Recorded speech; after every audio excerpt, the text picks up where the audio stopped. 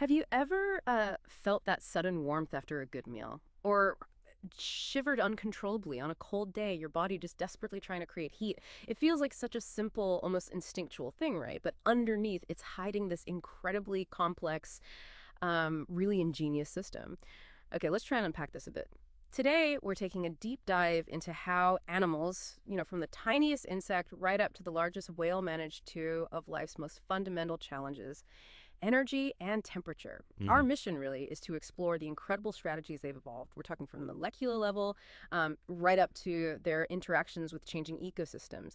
And it's all grounded in the fascinating principles found in Animal Physiology, From Genes to Organisms, second edition. Yeah, and what's truly remarkable here, I think, is that every living thing is essentially in a constant battle, a battle against the universe's most fundamental physical laws. Just think about it for a second. Every single cell, every movement, every breath needs energy.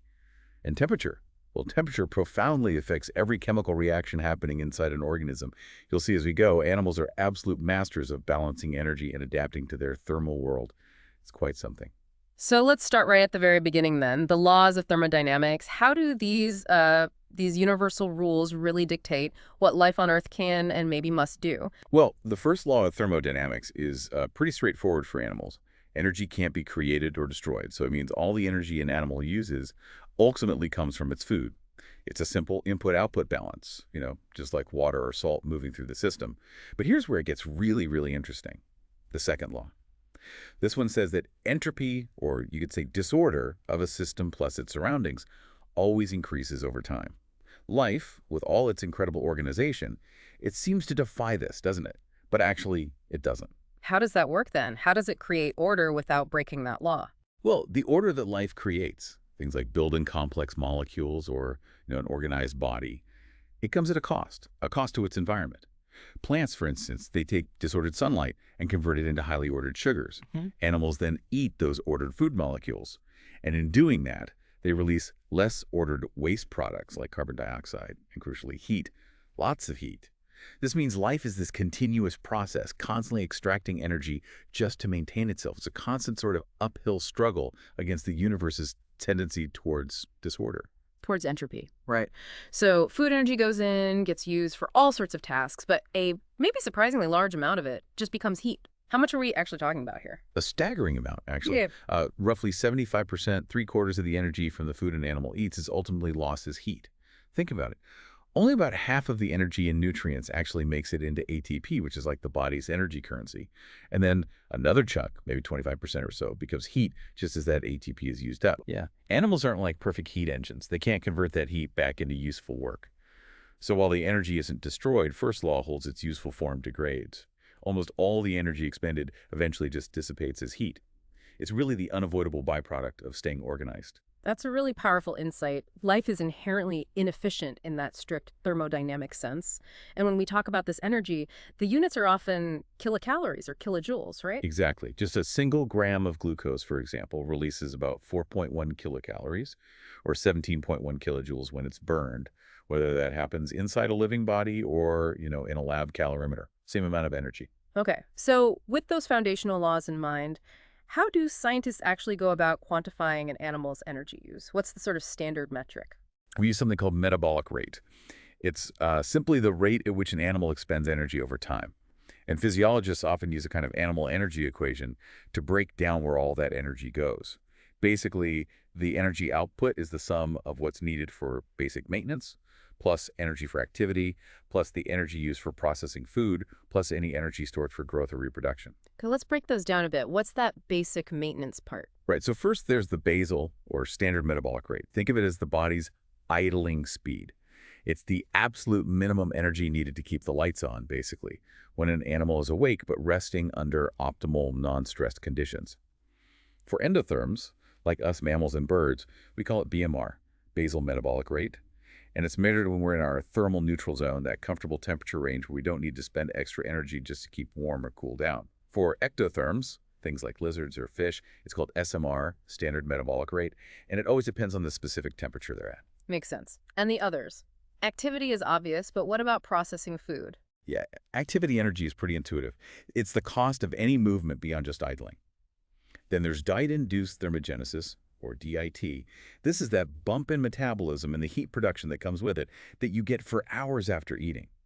It's your body working to digest and absorb the nutrients. It has an unavoidable part, just the cost of processing, and then a flexible or regulatory component that can sometimes help burn off excess calories. That DIT component sounds interesting. Are there any sort of surprising examples there? Oh, absolutely. The Burmese python provides a wild example. After it swallows a really large rodent, its metabolism can increase by a staggering 4,400%. 4,400%. Yep.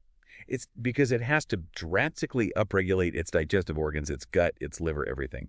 These actually atrophy. They shrink down between its large, infrequent meals as a way to save energy. It's an incredible adaptation.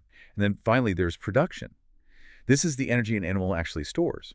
Stored as growth, maybe making eggs or offspring or building up fat reserves. It's really the only part of that energy equation that doesn't rapidly become heat. Instead, it actually decreases entropy locally by increasing the animal's organized body mass. That Python example is just mind-boggling. So, okay, how do scientists actually measure these energy rates in practice? Measuring heat directly sounds difficult. It is. Direct calorimetry, which measures heat output directly, is very accurate, but it's really cumbersome, requires complex chambers. So much more often, we use indirect respirometry. This method measures oxygen uptake, or VO2. We do this because there's a direct and pretty predictable relationship between the amount of oxygen an animal consumes and the amount of heat it produces. For instance, a typical resting human consumes about, say, 250 milliliters of oxygen every minute. We can even get more specific by looking at the respiratory quotient, or RQ. That's the ratio of carbon dioxide produced to oxygen consumed. That ratio tells us what kind of fuel the animal is primarily burning, like carbohydrates, fats, or proteins. Each fuel type has a different RQ value. And can you do this out in the wild? Yes, for measuring energy use in wild animals over longer periods, there's a clever technique called the doubly labeled water method. It allows us to estimate their total field metabolic rate over days or even weeks while they're just living their normal lives. Right. So what does all this metabolic rate stuff tell us when we compare animals of vastly different sizes? Why does a gram of elephant tissue seem to cost so much less energy to maintain than a gram of shrew tissue? That's a really fascinating question, and it gets at a fundamental principle in biology. Metabolic rates, like BMR or SMR, they don't scale linearly with body mass. They scale allometrically. The relationship generally follows the equation, M, AWB, where M is metabolic rate, W is body mass, and B is the scaling exponent. And what's amazing is that for mammals and birds, this exponent B consistently comes out around 0.75, or 3/4. 3/4, not just, say, related to surface area. Exactly. That's what's so profound. If it were just about surface area losing heat versus volume generating it, you'd expect an exponent of 0.67, or 2/3. The fact that it's consistently closer to 0.75 suggests there might be some deeper universal design principle at play, possibly related to how efficiently internal transport networks, like blood vessels, can deliver resources throughout the body, regardless of size. It's often called the universal scale of life, though the precise reasons behind that 34 power law are still actively debated among scientists. That's really cool. What about when animals get active? Increased muscle activity must obviously skyrocket their metabolic rate. Oh, absolutely. We call the difference between an animal's maximum possible metabolic rate during activity and its resting rate, BMR or SMR, the metabolic scope. It's a measure of their capacity for intense activity. While most terrestrial vertebrates, like us, have metabolic scopes somewhere in the range of 5 to 40 times their resting rate, some flying insects are just incredible. They can exceed scopes of 100. 100 times. How? It's thought to be largely because their respiratory system, their tracheal system, delivers oxygen directly to the muscle tissues, bypassing the limitations of a circulatory system carrying oxygen and blood. And the energy cost of movement itself, well, it varies depending on how they move. Running costs tend to increase pretty linearly with speed. Swimming, however, gets exponentially more costly as speed increases because of drag. But flight is interesting. The cost can actually decrease at medium speeds because of the benefits of lift and gliding. Any other standout examples of efficiency? Kangaroos, they are truly remarkable. When they hop, especially at higher speeds, they show almost no increase in their metabolic rate as they go faster. It's because their massive tendons act like incredibly efficient springs, storing elastic energy when they land and releasing it to power the next hop. It's biomechanical genius. That's amazing. Okay, so shifting focus slightly. Animals, like us, tend to maintain a fairly constant weight most of the time, or maybe make adaptive changes, like hibernators packing on fat. How do they regulate this really delicate energy balance? It can't just be about conscious decisions about eating, surely. No, it's far, far more complex than that. At the heart of it is the hypothalamus, a region deep in your brain. It acts as the primary control tower, the integrator for food intake and energy balance.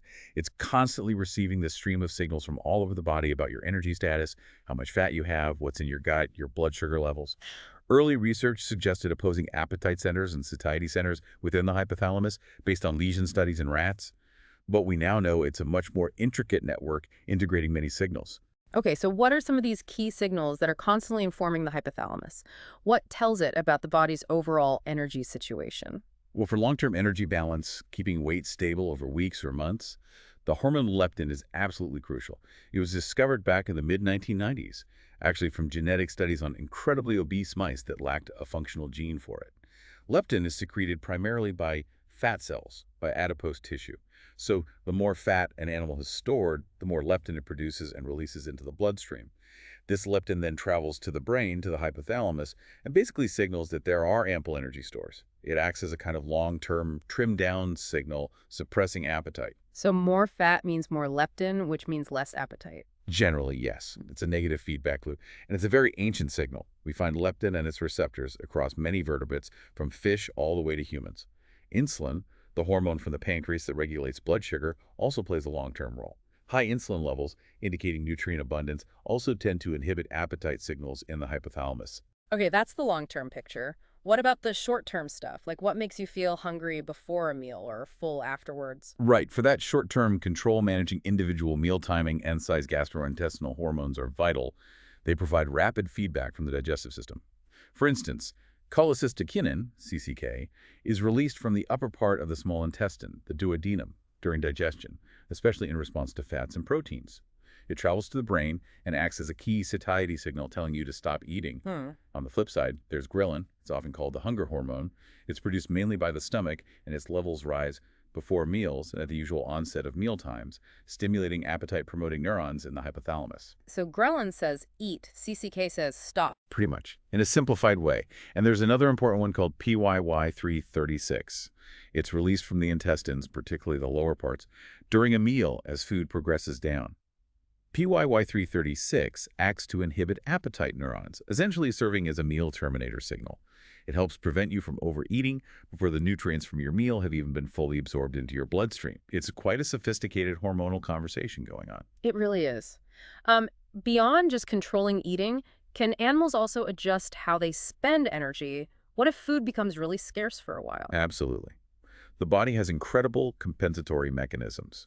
If an animal is underfed for weeks, its body makes some pretty profound adjustments to conserve energy. Its basal metabolic rate can actually decrease, often mediated by changes in thyroid hormone levels. Muscular activity tends to lessen, they become less active, and even reproduction can be put on hold or actively reversed. In some vertebrates, females might actually reabsorb developing embryos if conditions become too harsh. Wow, and the opposite. What if they're overfed? If an animal is consistently overfed, its body has mechanisms to try and burn off some of those excess calories. This can involve that regulatory DIT we mentioned earlier, basically cranking up the metabolic cost of processing food more than strictly necessary, and also increasing general muscular activity, even subconscious activity, like fidgeting. It's sometimes called non-exercise activity thermogenesis, or NEAT. Fidgeting to burn calories. That actually sounds relatable. And you mentioned different kinds of fat earlier. Right, this is where brown adipose tissue, BAT, becomes really important, especially for burning calories. Unlike the typical white fat that primarily just stores energy as triglycerides, BAT's main job is specialized heat production. It's packed with mitochondria.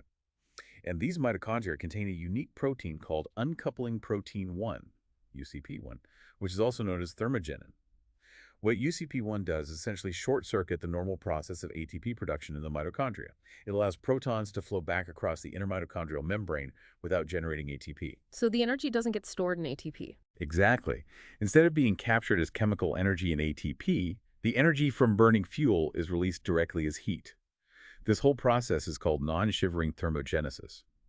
It's incredibly important for newborn mammals, including human babies, and for animals emerging from hibernation to rapidly warm themselves up without having to shiver violently.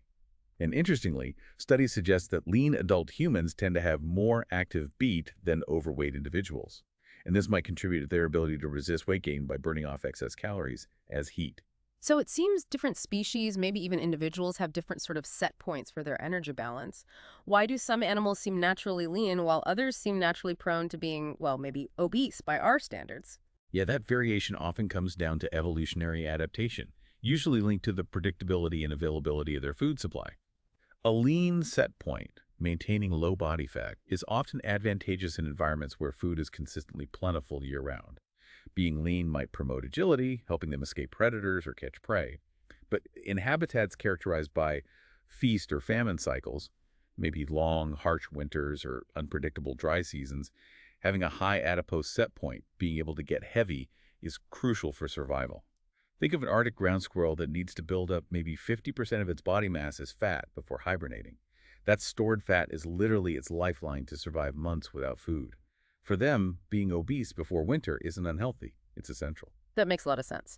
Okay, let's switch gears completely now and talk about temperature. It seems like such a pervasive factor, really dictating where different species can live and how they survive. Why is temperature so critical? Temperature profoundly affects biological functions in really two critical ways. First, it dictates the kinetic energy of molecules. As temperature rises, molecules simply move faster.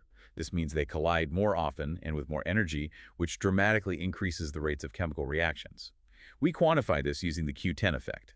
A Q10 of 2, for example, means the reaction rate doubles for every 10 degrees C rise in temperature.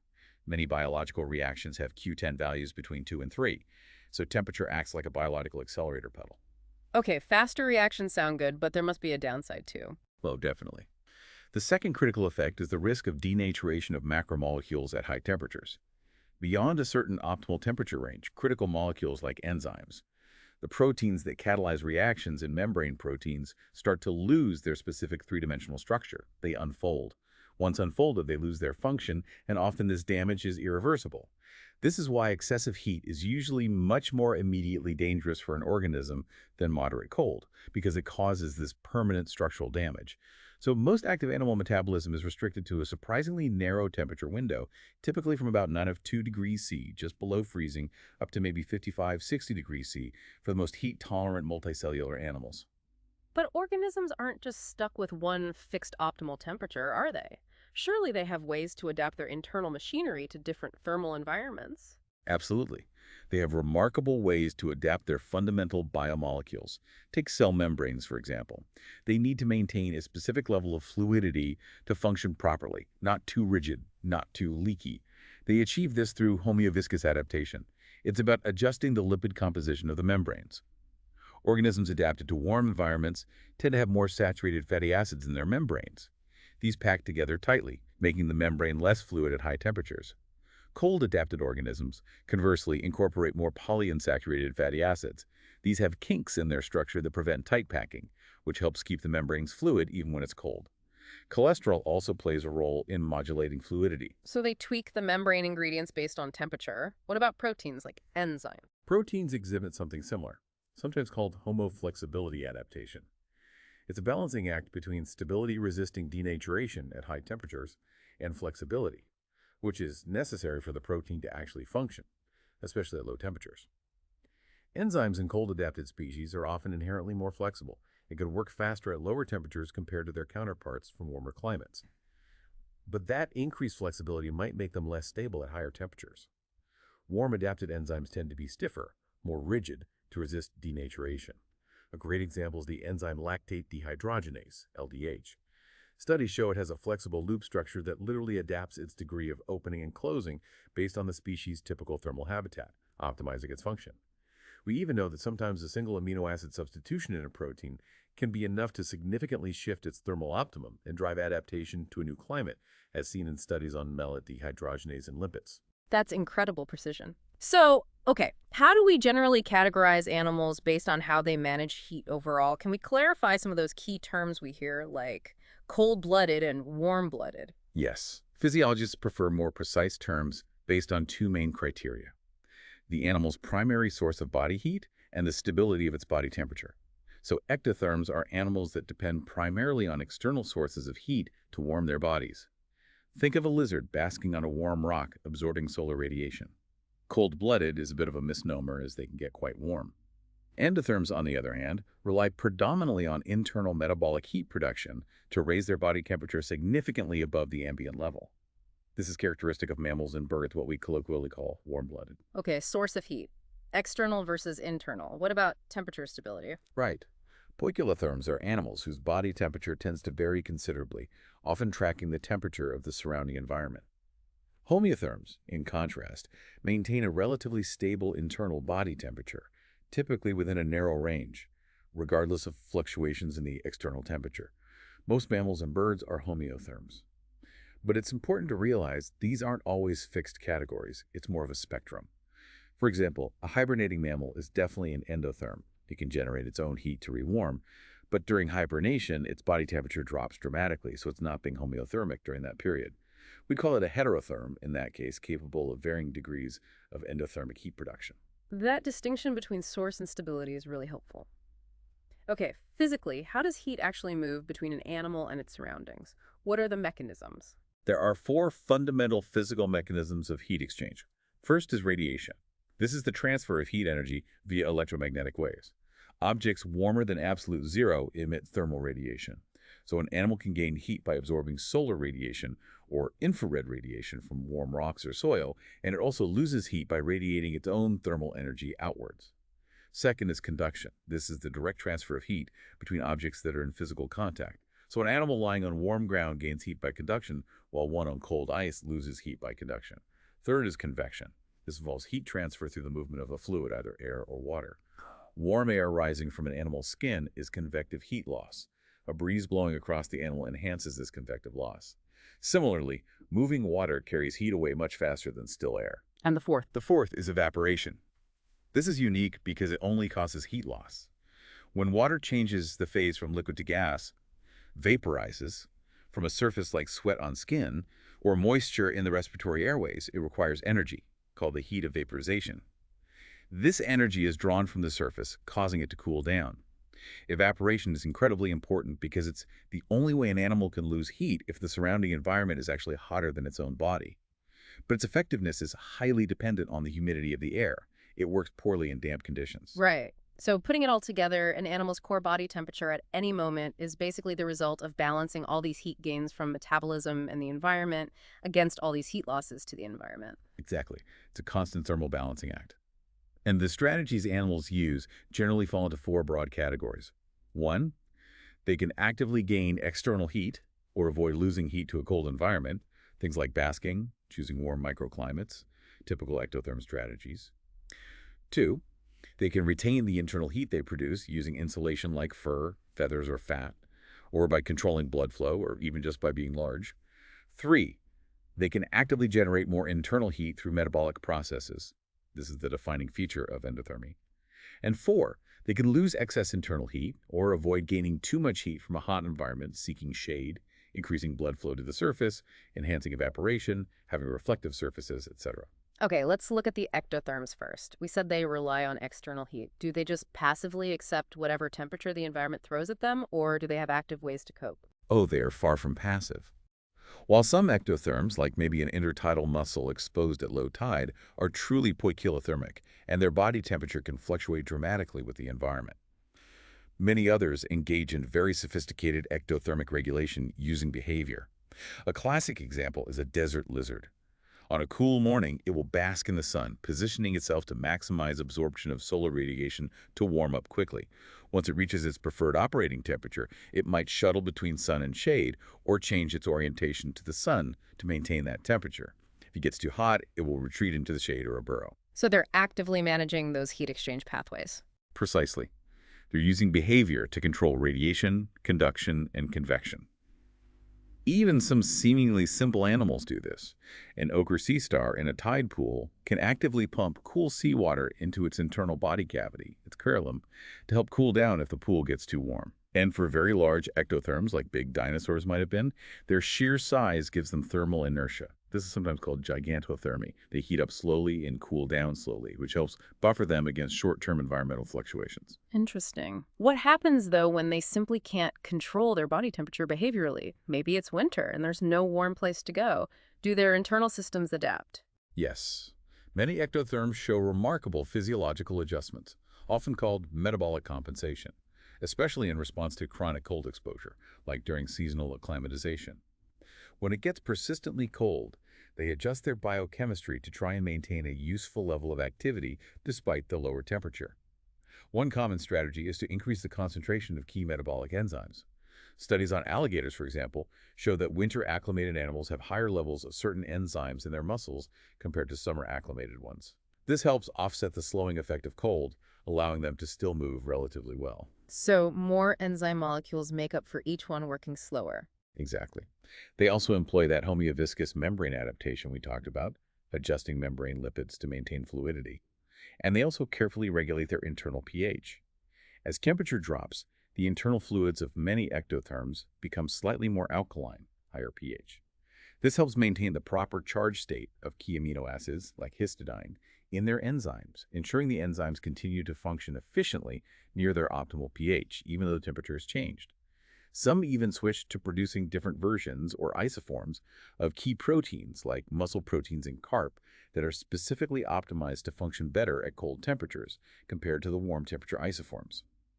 Modern techniques like DNA microarrays are revealing just how complex this is, showing hundreds of genes involved in RNA processing, mitochondrial metabolism, and membrane restructuring getting turned up or down during cold acclimation. That's a whole suite of adjustments. What about surviving truly extreme cold, like actual freezing temperatures? That seems impossible. It does, but some animals manage it. Many ectotherms survive harsh winters by entering a state of metabolic dormancy, drastically reducing their metabolic rates down to maybe 1/10% of normal. This essentially puts their life on pause and makes their stored fuel reserves last much, much longer. Think of aquatic turtles hibernating at the bottom of frozen ponds for months without needing to breathe air. But for surviving actual sub-freezing temperatures where ice formation is a risk, there are two main, quite amazing strategies: freeze tolerance and freeze avoidance. Okay, freeze tolerant sounds counterintuitive. They actually freeze. They do. Some animals, like the wood frog or the woolly bear caterpillar, can survive having a significant portion, sometimes up to 70 or 80% of the water in their bodies, actually frozen solid. They achieve this incredible feat by producing huge amounts of cryoprotectants. These are substances like glucose. In wood frogs, blood sugar levels can skyrocket over 450-fold. Or glycerol or trachelose. These cryoprotectants do several things. They act as antifreezes, lowering the freezing point of the body fluids. They act as osmolytes, balancing the osmotic stress that occurs when ice forms in the extracellular fluid and draws water out of cells. And they act as compatible solutes, protecting delicate cell structures like proteins and membranes from damage. Crucially, freeze-tolerant animals also produce ice-nucleating agents in their extracellular fluid. These promote slow, controlled ice formation outside the cells, preventing the formation of large, damaging ice crystals inside the cells, which would be lethal. Wow. Okay, so what's freeze avoidance then? Most overwintering animals, especially insects, actually don't tolerate any internal ice formation. Their strategy is freeze avoidance. They use a couple of tricks. One is producing antifreeze compounds, often proteins or glycoproteins. These don't significantly lower the freezing point like cryoprotectants do, but instead they bind to tiny ice crystals as they start to form and prevent them from growing larger. It's like throwing molecular wrenches into the works of ice formation. The other major freeze avoidance strategy is supercooling. This is where the body fluids remain liquid even when cooled below their normal freezing point. 0 degrees C for pure water, slightly lower for body fluids. Some insects and even vertebrates like painted turtles can supercool significantly. But isn't supercooling dangerous? It's very risky. A supercooled state is metastable. If a supercooled animal comes into contact with any external ice, or if an ice crystal spontaneously nucleates internally, it can trigger rapid catastrophic freezing of the entire body. So animals that supercool often have to carefully select hibernation sites that are dry and free from ice contact. Some tiny invertebrates, like the Arctic springtail, take freeze avoidance to an extreme with cryoprotective dehydration. They actively lose a large percentage of their body water before winter, concentrating solutes like trachelose, making it physically much harder for the remaining fluid to freeze. Incredible strategies. What about the opposite extreme? How do ectotherms cope with surviving intense heat? Well, avoiding lethal heat is often the first line of defense, behaviorally seeking shade or cooler microclimates. But if they do get exposed to sudden, potentially damaging heat, they rely on a very ancient and universal cellular defense mechanism: the heat shock response. If a cell's temperature jumps up rapidly, a specific set of genes coding for heat shock proteins, HSPs, also sometimes called stress proteins, are quickly activated. These HSPs, like the well-studied HSP70 family, act as molecular chaperones. When heat causes other proteins to start unfolding and misfolding, HSPs bind to these damaged proteins. They help prevent them from clumping together into non-functional aggregates, and they can assist in refolding them back into their correct functional shape once the temperature returns to normal. So they're like cellular repair crews? Exactly. This heat shock response is found across virtually all forms of life, from bacteria to plants to animals, including us humans. It's activated during a fever, for example. It's absolutely crucial for surviving thermal stress, as shown in studies with limpets exposed to heat waves. Though, fascinatingly, some species living in constantly stable, cold environments like certain Antarctic fish seem to have lost the ability to mount a strong heat shock response over evolutionary time. This makes them potentially extremely vulnerable to even small increases in water temperature due to climate change. Right. Okay, let's turn to the endotherms now. Being warm-blooded, generating your own heat, sounds like it must come with huge advantages. But you mentioned earlier it also has a significant metabolic cost. It absolutely does. The advantages are enormous, no doubt. Maintaining a high, stable body temperature allows for consistently faster biochemical reaction rates. This enables things like higher levels of activity, independent of the ambient temperature, activity during both day and night, faster digestion and nutrient absorption, and the ability to sustain high-energy activities like prolonged running or flight. But the cost is indeed substantial. Endotherms typically consume 5 to 20 times more energy per unit mass than ectotherms of the same size living at the same temperature. Just maintaining that high internal temperature burns a lot of fuel, and their high metabolism also paradoxically increases their risk of overheating, especially during intense activity or in hot environments. They constantly have to manage heat loss. So, how did this high-cost, high-benefit strategy actually evolve? That's still a major area of research and debate. The question of how, when, and why endothermy evolved independently in the lineages leading to mammals and birds is fascinating. There are various hypotheses. Some suggest it was driven by selection for increased aerobic capacity and sustained locomotion, maybe for chasing prey or escaping predators. Others propose it might have enhanced resistance to fungal infections, which thrive at lower temperatures. Yet others link it to providing stable, optimal temperatures for embryonic development. It was likely a combination of factors. Okay, so birds and mammals are the prime examples of homeotherms, keeping those core temperatures pretty consistent. That's right, they are the classic homeotherms. While we think of core body temperature as being very stable, there is actually some variation. It varies a bit among different species. Monotremes, like echidnas for instance, generally maintain slightly lower core temperatures than placental mammals or birds. It also varies within individuals over a daily cycle. Body temperature typically drops slightly during sleep. And it even varies between different organs within the body. Active muscles during exercise can get significantly warmer than the core. But overall, yes, they work hard to keep that core temperature within a narrow range by constantly balancing heat gains against heat losses, using that whole toolkit of physiological and behavioral strategies we outlined earlier. Right. So let's dive into that toolkit. What are the specific mechanisms endotherms use to gain, retain, generate, and lose heat to maintain that balance? Okay, let's break down those four categories again, but now specifically for endotherms. First, gaining external heat or avoiding loss to cold environments. Even though they produce their own heat, endotherms still use many of the same behavioral strategies inherited from their ectothermic ancestors. Think of your house cat deliberately seeking out a patch of sunlight to bask in on a cool day. That's gaining radiative heat. Some animals, like roadrunners, can even fluff up their back feathers to expose underlying dark skin, maximizing solar heat absorption when needed. So they don't ignore external heat sources. What about keeping the heat they generate? Exactly. Retaining internal heat is critical, especially in the cold. A primary mechanism is controlling blood flow to the skin. By constricting the blood vessels leading to the skin, vasoconstriction, they reduce the amount of warm blood flowing near the surface, keeping the heat closer to the core. Then there's anatomic insulation. This is huge for endotherms. Fur in mammals, feathers in birds, and layers of subcutaneous fat or blubber in marine mammals all work by trapping layers of still air or having low thermal conductivity, significantly reducing heat loss to the environment. Many mammals grow a thicker coat of fur in winter. And they can enhance this insulation by piloerection, making their hair or feathers stand on end, which traps an even thicker layer of insulating air. That's what causes goosebumps in humans, a vestige of our furry ancestors trying to fluff up their coat. Goosebumps. Yeah. What else? Behavioral insulation is also key. Curling up into a ball minimizes the surface area exposed to the cold. Burrowing into snow or soil provides shelter. And huddling together, as famously seen in emperor penguins, can drastically reduce individual heat loss. They can save 25–50% of their energy just by packing together tightly. And we also see patterns on larger scales, like Bergmann's rule. This ecological observation notes that within a related group of animals, populations living in colder climates tend to have larger average body sizes. Bigger bodies have a smaller surface area relative to their volume, which reduces the rate of heat loss. Think polar bears versus tropical bears, or larger penguin species in Antarctica. And you mentioned those clever countercurrent exchangers before. Yes. Countercurrent heat exchangers, often called rete mirabile, Latin for wonderful net, are incredibly important for minimizing heat loss from extremities like legs, flippers, or tails. These are intricate networks where arteries carrying warm blood out to the limb run right alongside veins, carrying cold blood back towards the body core.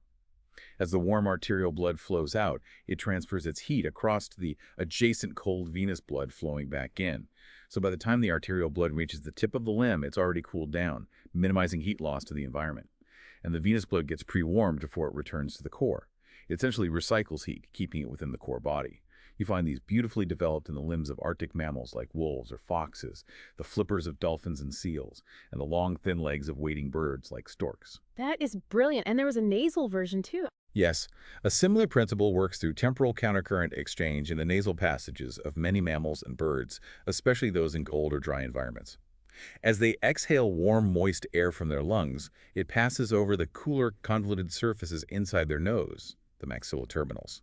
Water vapor condenses out onto these cool surfaces, releasing its heat of vaporization, warming the surface, and reclaiming precious water. Then, when they inhale cold, dry air, it passes over these now warm, moist surfaces, getting warmed and humidified before it reaches the lungs, and simultaneously cooling the nasal surfaces back down, ready for the next exhalation. Camels living in the desert are masters of this, reclaiming up to 88% of the water vapor from their exhaled breath. Incredible efficiency. Okay, so that's retaining heat. What about actually generating more internal heat when needed? That's the core of endothermy, right? Precisely. Endotherms have several ways to ramp up heat production. First, they just have a fundamentally high basal metabolic rate, BMR, as we discussed 5 to 20 times higher than a similar-sized ectotherm. Part of this high baseline metabolism might be due to having inherently leakier cell membranes, particularly for ions like sodium and potassium. This means their ion pumps, like the Na plus K plus ATPase pump found in all animal cells, have to work constantly at a high rate just to maintain the proper ion gradients across membranes. And this pumping process itself is energy-intensive and generates significant heat. Thyroid hormones play a key role in regulating this baseline metabolic idling speed. So they're just naturally burning more fuel all the time. What if they need even more heat quickly? Then they turn on more active heat generation mechanisms. The most obvious is shivering. This involves rapid, rhythmic, involuntary contractions of skeletal muscles. The muscles aren't doing any useful external work, so nearly all the energy expended during shivering is released directly as heat. And then there's non-shivering thermogenesis, which we touched on earlier. This is chemical heat production without muscle contraction, and the primary site for this in mammals is that specialized brown adipose tissue, BAT.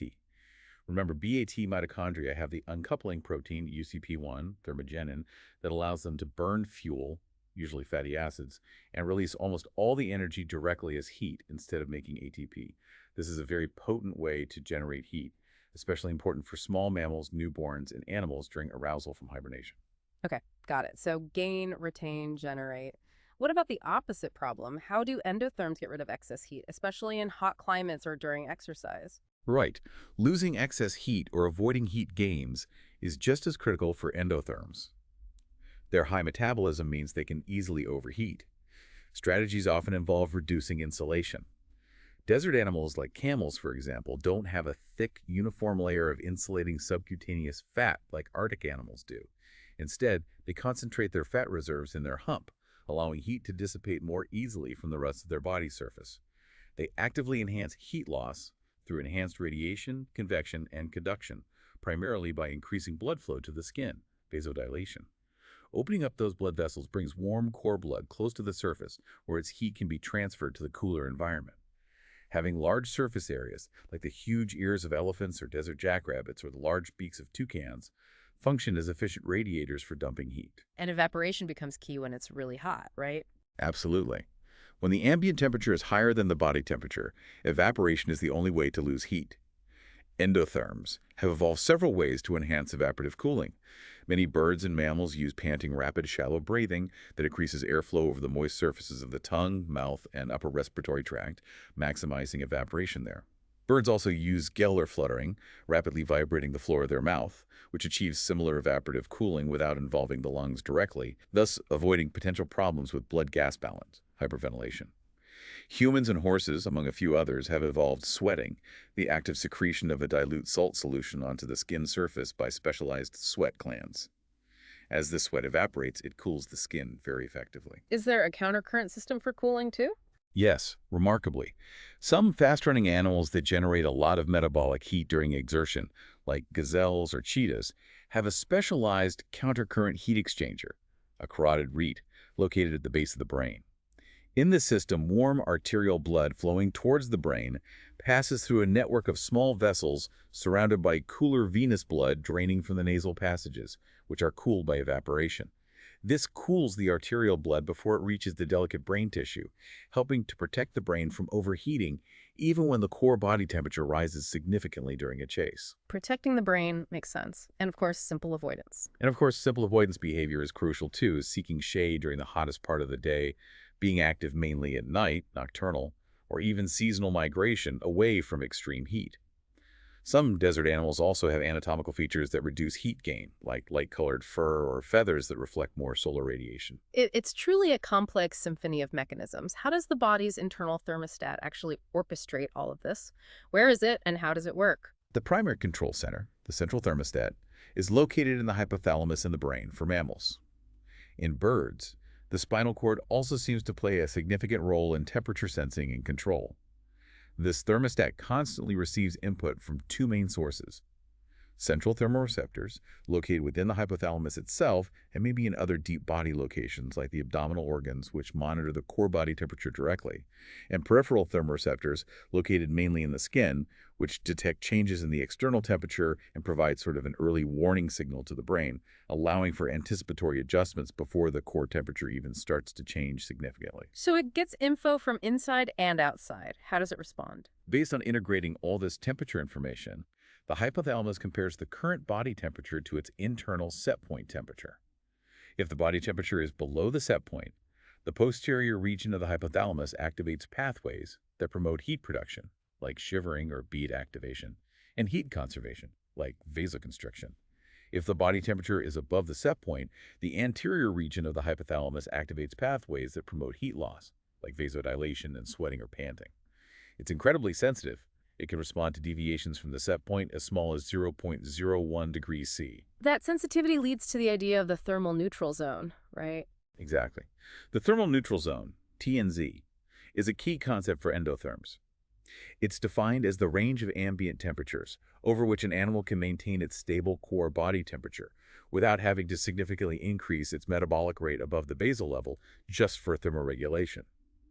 Within the TNZ, the animal relies mainly on passive adjustments, primarily controlling heat loss by modulating blood flow to the skin, vasodilation and vasoconstriction, and perhaps making small adjustments to posture or insulation, like fluffing feathers. And what happens outside that zone? Below the lower boundary of the TNZ, called the lower critical temperature, LCT, these passive adjustments are no longer sufficient to maintain body temperature. The animal must actively increase its metabolic heat production, usually by initiating shivering or activating non-shivering thermogenesis in BAT.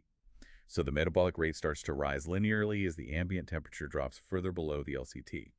Similarly, above the upper boundary of the TNZ, the upper critical temperature, UCT, passive heat loss mechanisms are insufficient to prevent the body temperature from rising. The animal must employ active cooling strategies, like panting or sweating. These active processes themselves require energy, so the metabolic rate also increases as the ambient temperature rises above the UCT. The width and position of the TNZ varies greatly between species, depending on their insulation, body size, and climate adaptation. Okay, that makes sense. So one last thing on temperature regulation. What exactly is a fever? Is that the thermostat just going haywire? That's a common misconception, but no. A fever isn't typically a malfunction of the thermostat. It's actually a deliberate, regulated increase in the hypothalamic temperature set point, usually triggered by infection or inflammation. During an infection, certain immune cells release the signaling molecules called endogenous pyrogens, like interleukin-1. These pyrogens travel to the hypothalamus and essentially tell the thermostat to reset itself to a higher temperature, maybe 39 degrees C or 40 degrees C instead of the usual 37 degrees C. So the body wants to be hotter. Yes. The body then perceives its normal temperature as being too cold relative to this new higher set point. So it activates heat production and conservation mechanisms. You get chills, start shivering, blood vessels in your skin constrict, all in an effort to actively raise your core body temperature up to meet the new higher set point. Fascinatingly, this response seems to be ancient and beneficial. Experiments with ectotherms like infected lizards or fish show that they will actively seek out warmer spots in their environment, behaviorally inducing their own fever, and allowing them to do so often improves their survival rate compared to those kept at cooler temperatures. The higher body temperature during a fever is thought to aid the immune response in various ways and may directly inhibit the replication of some pathogens. So it's generally considered an adaptive defense mechanism, not just a symptom of illness. That completely reframes how I think about fevers. Okay, we've covered animals that keep a constant temperature, homeotherms, and those that let it fluctuate, poikilotherms. But you mentioned some are heterotherms, meaning they can strategically shift their thermal strategies at different times or in different body parts. Exactly. Heterothermy adds another layer of flexibility. There are two main types. First, there's regional heterothermy. This is where animals maintain different temperatures in different parts of their bodies simultaneously. A great example is large, active flying insects like bumblebees or moths. They need very high temperatures, maybe 35, 40 degrees C, in their thorax to power their flight muscles efficiently. They generate this heat metabolically and use countercurrent heat exchange between the thorax and abdomen to help retain heat in the thorax. But they might keep their head and abdomen much cooler, sometimes having a thermal window on the abdomen to help dump excess heat generated during flight. So a hot engine room and a cooler cargo hold. Kind of, yeah. Another classic example is found in some large, fast-swimming marine fish like tunas and certain sharks. They selectively heat their core red swimming muscles, the ones used for sustained cruising, using specialized countercurrent reed systems in the blood supply to these muscles. This allows them to keep these key muscles warm and powerful, even when swimming in very cold ocean waters, giving them a huge advantage over their purely ectothermic prey or competitors. Swordfish take it even further. They have specialized heater organs, derived from eye muscles, located right behind their eyes, which they use to specifically warm their eyes and brain. This enhances their visual acuity and neural processing speed when hunting in cold, dark, deep waters. Warming their eyes and brain. That's amazing. What's the other type of heterothermy? The second type is temporal heterothermy. This is where animals are capable of endothermy and homeothermy, but they abandon it, allowing their body temperature to drop significantly, only for certain periods of time, usually as an energy-saving strategy. This includes torpor, which is typically a short-term, often daily dormant state. Many small endotherms, like hummingbirds, bats, and small rodents like deer mice, face a huge energy challenge, especially overnight when they can't feed and ambient temperatures drop. To conserve energy, they enter torpor, allowing their body temperature and metabolic rate to fall dramatically for several hours, often tracking the ambient temperature down to a certain point. Then they use metabolic heat production to rewarm back to normal active temperatures the next morning. And does this daily cool down have other effects? Interestingly, yes. There's growing evidence suggesting that animals that regularly undergo daily torpor tend to have significantly longer lifespans than similarly sized mammals that don't. The reduced metabolic rate and potentially lower production of damaging reactive oxygen species during torpor might contribute to this longevity effect. Fascinating. And the longer version of torpor is hibernation. Exactly. Hibernation is essentially a prolonged torpor, usually lasting for weeks or months, typically as a strategy to survive seasonal periods of extreme cold and food scarcity, like winter. During deep hibernation, many small mammals enter a profound, nearly poikilothermic state. Their hypothalamic set point is drastically lowered, and their body temperature can plummet to near ambient levels, sometimes even dropping slightly below 0 degrees C in animals like the Arctic ground squirrel, which super cools. Their metabolic rate drops to maybe 1–5% of the normal resting rate. They rely entirely on stored body fat reserves accumulated before winter to fuel this minimal metabolism and, importantly, the periodic rewarming events. Periodic rewarming. They wake up during hibernation. Yes. One of the enduring mysteries of hibernation is why hibernators undergo these periodic, energetically expensive arousal bouts, where they rapidly rewarm their bodies back to near normal temperatures for several hours or a day before dropping back into deep torpor. The exact reasons are still debated. Possibilities include needing to restore physiological balance, void metabolic wastes, replenish essential substances, or perhaps even activate the immune system periodically. It's also important to note that true deep hibernation, with body temperatures near freezing, seems to be limited to relatively small mammals, generally marmot-sized or smaller. Larger animals like bears enter a less profound state, often called winter sleep or denning, where their body temperature only drops by a few degrees Celsius, not down to near ambient levels. Right. And then taking it even further, you mentioned entire colonies acting like a single thermal entity. Yes, these amazing superorganisms, particularly social insect colonies like honeybee hives or termite mounds, they exhibit colonial heterothermy. The colony as a whole works together to regulate the internal temperature of the nest or hive, keeping it remarkably stable, especially around the developing brood, regardless of outside conditions. They use collective behaviors like fanning wings near entrances for ventilation and cooling, clustering together tightly to conserve heat in the cold, or even actively carrying water droplets into the hive for evaporative cooling when it's hot. They can even induce a fever. Yes, studies have shown that honeybee colonies can collectively raise their internal hive temperature, inducing a kind of social fever, specifically to combat certain temperature-sensitive fungal pathogens that infect their brood. It shows how thermoregulation can operate at levels beyond the individual organism. And speaking of social thermoregulation, there's a truly unique mammal that fits here, the naked mole rat. Ah, yes, those bizarre-looking creatures. They really are remarkable. Native to underground colonies in parts of Africa, they have almost no body fur and very little insulating body fat. And uniquely for a mammal, they essentially cannot regulate their own body temperature individually through sustained endothermy. They are effectively mammalian ectotherms. Instead, like social insects, they rely on collective behavior within their large underground colonies, huddling together tightly to share warmth, and occasionally basking near surface tunnels to maintain a relatively stable, albeit low for a mammal, group body temperature.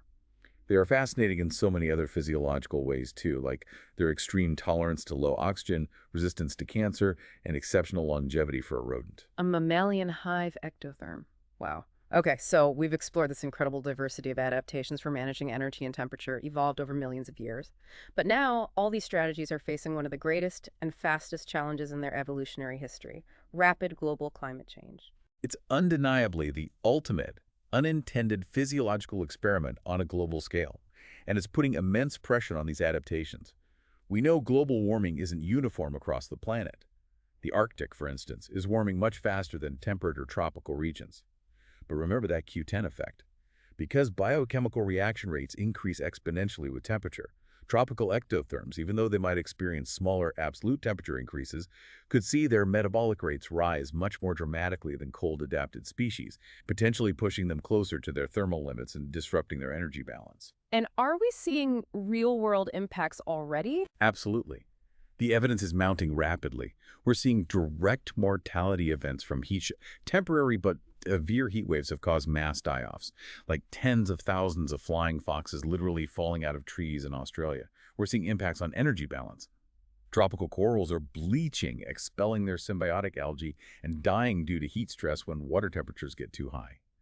Studies on tropical lizards show they are having to reduce their daily foraging time because they need to spend more time hiding in the shade to avoid overheating, and this reduction in feeding opportunity is leading to population declines. We're seeing widespread shifts in habitat ranges. Hundreds of species across the northern hemisphere, mollusks, insects, amphibians, fish, birds, mammals, have demonstrably shifted their geographic ranges northward or to higher altitudes over recent decades, tracking the shifting climate zones. Classic examples include shifts in limpet species distributions along the California coast. And effects on things like reproduction. Yes, changes in reproduction timing are also well documented. Many species rely on temperature cues to time their breeding seasons. With springs arriving earlier, we see things like grapevine moths breeding earlier in Europe. A remarkable study on red squirrels in the Yukon showed they are now breeding on average 18 days earlier than they did just a decade or two prior, And evidence suggests this shift is actually due to rapid genetic evolution in response to warmer spring temperatures, providing earlier food availability. An evolved change in just a few generations. Yes, indicating strong selection pressure. So it's a stark reminder of just how interconnected climate, physiology, and ecology are. It really is a stark reminder of the delicate balance we've spent this whole time discussing. Exactly. And while some species are clearly showing remarkable flexibility, adapting through behavior shifts or even rapid genetic changes, many others are negatively impacted, struggling to keep pace. The long-term ecological consequences of these rapid, widespread changes, disruptions to food webs, mismatches between interacting species, are still profoundly uncertain, but potentially very severe. What an absolutely incredible deep dive this has been. Exploring how life itself, from the intricate molecular machinery inside a single cell right up to the collective intelligence of a superorganism like a beehive, is just this ongoing masterclass in managing energy and adapting to temperature. From that constant struggle against entropy we started with, to the truly surprising and ingenious strategies animals use to survive extreme cold or heat, the animal kingdom just offers endless inspiration. It really does, and it emphasizes how dynamic life is, doesn't it? Yeah. Always this intricate dance going on between the internal physiology of an organism and the challenges posed by its external environment. Yeah. It's genuinely complex and beautiful. So maybe as you go about your day today, perhaps feeling a little bit warm or a bit cool, just take a moment to consider that incredible physiological symphony that's constantly playing out within you and within all the animal life around us, just to maintain that delicate balance. And given the truly remarkable adaptability we've explored today, it leaves you wondering, doesn't it? What do you think are the ultimate limits to how quickly species can adapt to these unprecedented global changes we're causing? And, maybe more importantly, what role do we play in that ongoing story? We really hope you enjoyed this deep dive into energy and heat in the animal world. Until next time, keep exploring, keep questioning, and keep learning.